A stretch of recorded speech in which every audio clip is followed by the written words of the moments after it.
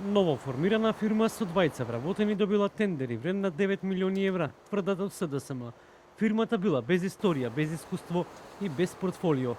Регистрирана за трговија со информатичка и комуникацијска опрема, добивала речиси 9 милиони евра за само 6 месеци, потенцираат од СДСМ. Велат дека преку криминални шеми и тендери власта испумпува милиони евра народни пари.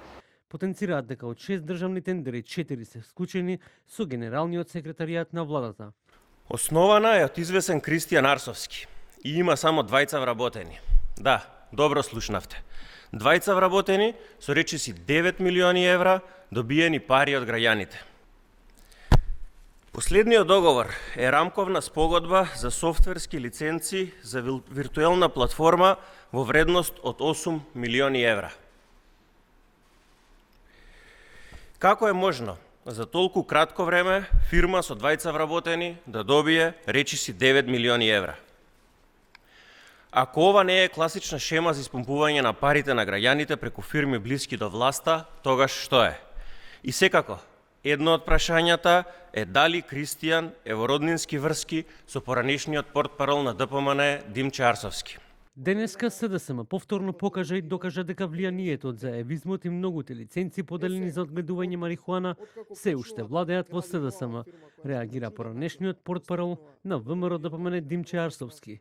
Некој момче во залесна кариера после сериозен пораз на избори, нарекувајќи се втор човек во партијата, јавно се обидел да ме поврзе со некаков си тендер од неколку милиони евра, само и само затоа што сопственикот носел исто име и презиме како моето, реагира Арсовски.